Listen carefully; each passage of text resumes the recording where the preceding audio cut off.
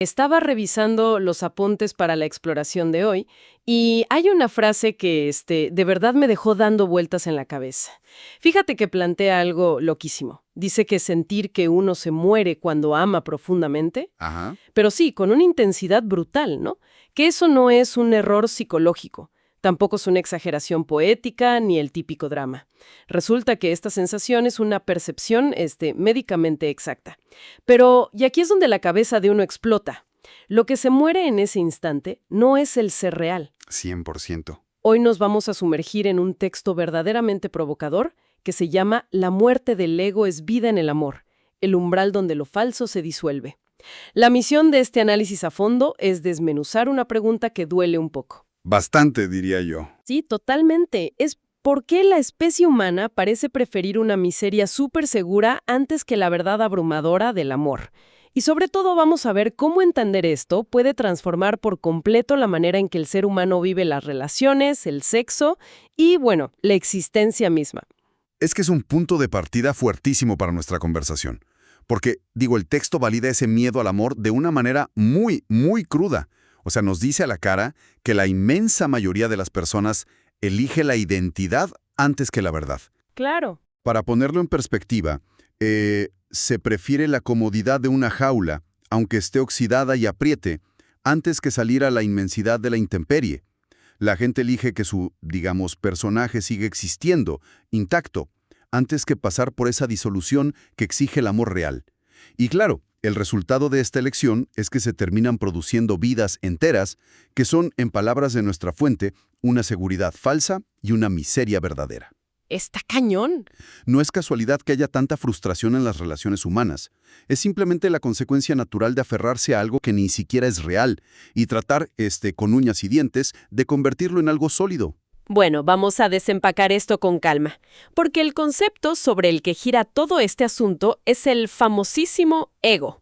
Y siento que a veces se habla del ego como si fuera un órgano más del cuerpo, ¿no? Sí, como si lo pudiera azucarar. Exacto, como si estuviera ahí al lado del hígado. Pero el texto es clarísimo. El yo no es una entidad física. Lo define como una insistencia. Me voló la cabeza esa palabra. No es algo que se es algo en lo que se insiste. Es pura memoria organizada en primera persona, es ambición convertida en identidad y, en el fondo, es muchísimo miedo que se protege inventando narrativas. Es esa necesidad agotadora de ser alguien. Totalmente. Y si uno se aleja un poco para ver el panorama general, es fascinante y a la vez aterrador ver cómo opera esta maquinaria, porque la sociedad entera funciona como una inmensa fábrica de identidades. Desde que un ser humano nace, la familia, la religión, la escuela, la universidad, o sea, todas estas instituciones operan para fortalecer esa construcción. Sí, sí, sí. El sistema no está diseñado para crear seres vivos lúcidos o despiertos. Su propósito principal es ensamblar personajes que sean perfectamente compatibles con el sistema mismo. Se le enseña al individuo, casi desde que tiene uso de razón, a vivir para defender un nombre, para alcanzar cierto estatus, para mantener una historia coherente ante los demás. Haz de cuenta que es como pasarse la vida escribiendo un currículum o curando un perfil de redes sociales, pero todo el tiempo y en la cabeza. Y ahí es donde entra la verdadera tragedia de la que habla el texto, porque toda esa construcción social, todo ese andamiaje pesadísimo, llega a un punto en que empieza a asfixiar a la persona, la aplasta por completo. Y es agotador. Uf, demasiado. Pero, irónicamente, en el punto máximo de esa asfixia, en lugar de soltar el peso, el ser humano abraza esa jaula con todas sus fuerzas y a eso lo llama mi vida. Es una ironía tremenda. Se asume, casi ciegamente, que el personaje es el ser. Y esto explica muchísimas cosas. Por eso, cuando el amor de verdad hace su aparición, el personaje entra en pánico total. Es crucial que quienes nos escuchan entiendan esta distinción que hace la fuente. El amor no es peligroso para lo que el texto llama el fondo. El fondo, ajá. Ese fondo es la esencia real, lo que queda cuando quitas todo el ruido. El amor es una amenaza letal única y exclusivamente para el personaje, para esa ficción que la gente se pasa años construyendo. Claro, el amor es como kriptonita para el personaje. Lo cual nos lleva a lo que pasa exactamente cuando uno experimenta ese vértigo de enamorarse de verdad. Me encantó cómo el texto maneja esto, porque no habla del amor como un sentimiento de mariposas en el estómago. Introduce el concepto del amor como un umbral, es decir, no es un destino, es una puerta. Es ese punto exacto, esa frontera loquísima donde lo puramente humano toca algo inmenso, lo vasto. Es el lugar donde la separación absoluta en la que vivimos normalmente y la unidad total de repente convergen. Lo fascinante aquí es que lo que pasa en ese umbral es quizás la parte más reveladora de todo el análisis. En un instante de amor real, por más breve que sea, las fronteras internas de la persona se vuelven porosas, y aquí el texto utiliza una metáfora que es simplemente brillante: el ventrílocuo. Esto, yo merezco aquello, me hicieron esto, es el que maneja los hilos del muñeco, que vendría siendo el personaje que se muestra al mundo. Bueno, pues en ese umbral del amor, de repente el ventríloco pierde el control, se queda mudo. ¡Wow! El yo se afloja y de la nada aparece una sensación de paz tremenda, donde las polaridades que normalmente están en guerra dentro de la mente simplemente dejan de pelear. Es un momento precioso sin duda, pero al mismo tiempo es aterrorizante, ¿Por qué? porque trae consigo una evidencia innegable de que el yo es prescindible. Trae una especie de muerte. Está cañón. O sea, la mente se da cuenta de que se puede existir y de hecho existir mucho mejor y más en paz sin esa voz que todo el tiempo está dictando quién se es. Pero aquí es donde la mente humana mete la pata monumentalmente. Como casi nadie sabe o soporta quedarse suspendido en ese umbral, en esa vulnerabilidad donde no hay guión, la mente entra en un pánico absoluto y hace lo único que sabe hacer para sobrevivir. Que es adueñarse de la experiencia. Exactamente. Convierte el umbral en una propiedad. Luego empiezan a aparecer esas frases y etiquetas que todos conocemos perfecto. Se empieza a decir mi amor, mi pareja, mi relación, mi futuro. En lugar de dejar la puerta abierta a esa inmensidad, la mente agarra la experiencia, la mete en una cajita y le pone un candado gigante. Es que así opera.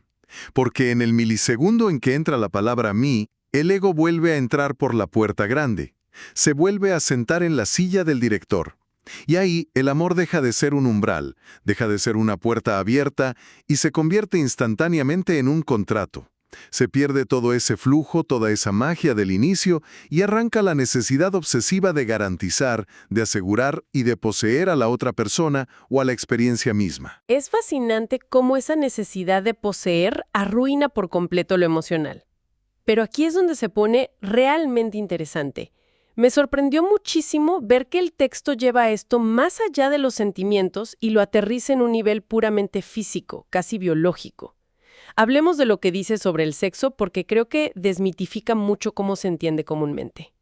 Según el análisis, la especie humana conoce una forma súper breve, casi un chispazo, de disolución del ego a través de la experiencia sexual. El problema es que se experimenta sin comprender en absoluto lo que está pasando. Es una observación muy aguda de la fuente. Si uno disecciona fríamente lo que ocurre en el clímax sexual, en el orgasmo, la mecánica detrás de eso es súper reveladora. Por una fracción de segundo, el tiempo literalmente se detiene en la mente. El pensamiento se cae por completo. Y ese yo, el famoso personaje del que venimos hablando, de pronto no encuentra de dónde sostenerse. Y lo interesante aquí es que el inmenso atractivo del orgasmo no radica nada más en el placer físico o en la descarga biológica. Ajá, va más allá. Su poder real es que ofrece una tregua. Es la única pausa que muchos experimentan en toda su vida, una suspensión temporal de la identidad. Resulta tan profundamente relajante, porque aunque sea por un solo segundo, la guerra incesante de la mente se apaga. Pero hay una miopía tremenda en cómo la gente maneja esta, ¿verdad? Se persigue este pico físico de manera súper mecánica, casi como una adicción, repitiéndolo una y otra vez. Es como si la humanidad entera se quedara únicamente con el efecto físico, con la pura descarga, ignorando por completo el milagro esencial que está ocurriendo frente a sus narices, que es la ausencia temporal del ego. Leyendo esto, pensaba que es literal como tener la llave de los misterios del universo en la mano y usarla nada más para destapar una cerveza. Es un desperdicio de una herramienta brutal de autoconocimiento. Es una forma perfecta de ilustrarlo. Y aquí es donde el texto nos regala un momento de muchísima claridad. Plantea que si en ese preciso instante de suspensión biológica hubiera la suficiente lucidez para mirar hacia adentro y observar claramente la mente, Claro. Y darse cuenta de que en ese segundo no hay ningún yo ahí. Esa simple y llana visión tendría el poder absoluto de reordenar una vida entera. Sería la prueba de que el ego es una ilusión. Pero claro, sin esa mirada consciente, el ser humano está condenado a repetir la búsqueda mecánica de ese mismo pico físico hasta el cansancio, tropezando con el secreto más grande de la existencia una y otra vez sin llegar a comprenderlo jamás. Y siguiendo con esta dinámica de cómo el ego lo enreda todo, el texto se mete en un terreno muy interesante, hablando de las polaridades. Ya sabes, lo masculino y lo femenino, la razón y el misterio, el tiempo y la eternidad. Normalmente se ven estas cosas como si estuvieran peleadas a muerte. Y ese es el error fundamental. Es vital entender que la existencia entera se mueve gracias a estas polaridades. La fuente subraya que no son enemigos, son fuerzas complementarias. Se necesitan mutuamente para que exista el dinamismo, la tensión creativa, para que exista la vida misma. La fractura, el sufrimiento humano, ocurre cuando la mente intenta escoger uno de los polos y aplastar al otro. Lo hermoso del amor auténtico es que no busca destruir esta polaridad, sino que la puentea, actúa como un puente. No es una fusión donde todo se vuelve a una sola masa gris, sin forma. Permite que dos existencias completamente distintas se toquen en una profundidad gigantesca, pero sin la más mínima necesidad de convertirse en la misma cosa. Y esto choca contra una pared de ladrillos cuando entra el ego, porque el ego tiene la pésima costumbre de volverlo todo excesivamente serio. El texto usa un término que me pareció buenísimo. Habla de la seriedad como una densidad identitaria. Y creo que cualquiera que nos escuche puede visualizar perfecto esa pesadez. Es ese ambiente denso, casi asfixiante, que se siente cuando el ego se mete de lleno en una relación y en cuestión de días o meses la sepulta bajo toneladas de futuro, de planes rígidos, de deberes morales y de expectativas imposibles. De pronto, algo que era súper ligero y libre se vuelve un interrogatorio constante de hacia dónde vamos. Si conectamos esto con el panorama general de por qué tantas relaciones humanas fracasan tan estrepitosamente, la respuesta de nuestra fuente es contundente y cambia el enfoque. Las relaciones no fracasan por una falta de intensidad emocional, fracasan por un exceso de gravedad. El personaje fabricado por el ego es incapaz de jugar. No sabe estar, no puede simplemente habitar el momento presente sin aplastarlo con exigencias de para siempre, o con juicios constantes de cómo deberían ser las cosas, o con la angustia perpetua de qué va a significar esto para el futuro. Al final del día, el ego no ama el amor. Lo que realmente ama, lo que le obsesiona, es la garantía. Donde podría existir un flujo natural de energía, el ego insiste tercamente en instalar un título de propiedad. Y la contraparte de toda esta gravedad asfixiante es la liviandad. Que, ojo, el texto hace una aclaración que me parece súper pertinente. La liviandad no tiene absolutamente nada que ver con la superficialidad o con que las cosas no importen. Al contrario, la liviandad es el flujo libre de la energía cuando hay menos ego metiendo las manos. Cuando una situación se vive de manera lúdica, como un juego profundo, con una presencia total, pero sin esa necesidad compulsiva de adueñarse del otro, la energía circula maravillosamente. En el instante en que se vuelve un asunto de identidad y de orgullo, todo se congela. Y ese congelamiento, esa parálisis de la energía, nos lleva directo al famosísimo e inevitable ciclo de la frustración. Porque, y esto es muy fuerte de asimilar, incluso cuando el amor entre dos personas arranca con una intensidad tremenda, esa intensidad no basta por sí sola si la mente se empeña en aferrarse a ella. Totalmente. Y esto nos lleva a lo que el texto llama el ciclo horizontal. Vamos a ponerlo en términos muy del día a día. Imaginemos el escenario clásico. El amor funciona como ese umbral del que hablábamos. Abre la puerta y saca a la persona del encierro aburrido de su ego. Entra una etapa de gozo increíble, de expansión, todo parece perfecto. Pero luego, de manera inevitable, como un reloj, hace su aparición la frustración, el aburrimiento o simplemente el desbaste de la rutina. Quienes nos escuchan seguramente han notado esto en sus vidas. Es esa sensación de que la chispa se apagó. Y es precisamente en este punto donde la inmensa mayoría de la gente malinterpreta por completo el proceso. El texto es enfático al decir que esa frustración no es un fallo en el sistema, no es una señal de alarma indicando que el amor se acabó o que se eligió a la persona equivocada. Al contrario, es un empuje necesario. El análisis desglosa esto en 4 pasos súper claros. Primer paso, el amor rompe momentáneamente el encierro del ego. Segundo paso, se experimenta un gozo inmenso. Tercer paso, llega irremediablemente el desgaste. Y el cuarto paso, que es el que casi nadie entiende, es que esa misma frustración está diseñada por la existencia misma para empujar a la persona más allá de la dependencia emocional. Quienes no comprenden esta mecánica terminan sufriendo de lo que el autor denomina de manera muy atinada una adicción al umbral. Uf, la adicción al umbral. Es literalmente saltar de pareja en pareja buscando desesperadamente sentir esa misma vibración inicial una y otra vez.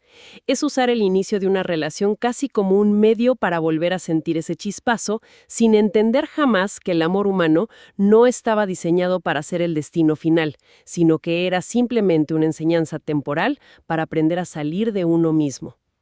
Entonces, ¿qué significa todo esto? Siendo súper honestos, ¿por qué existe una resistencia tan monumental en el ser humano a dar ese paso más allá del yo?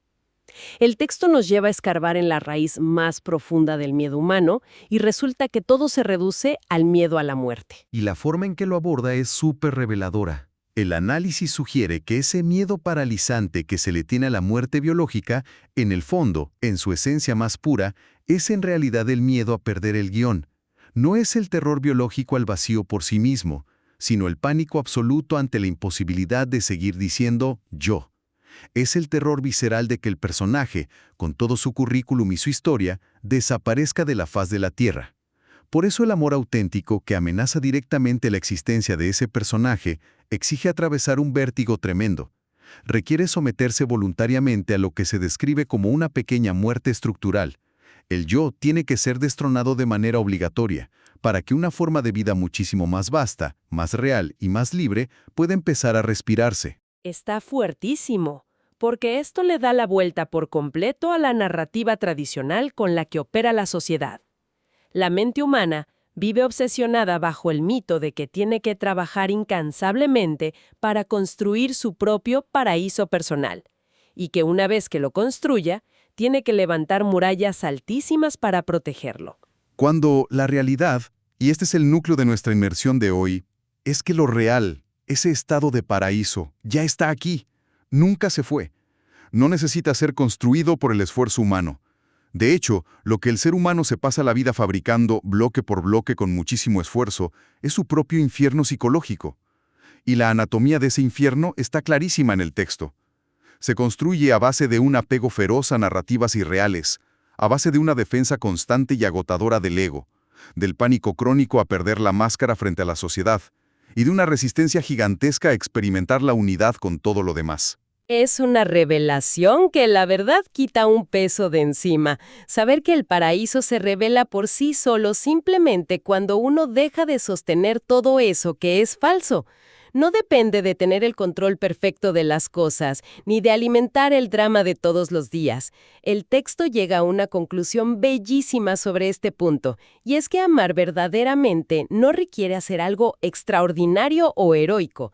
Simplemente requiere dejar de hacer todo eso que mantiene la separación.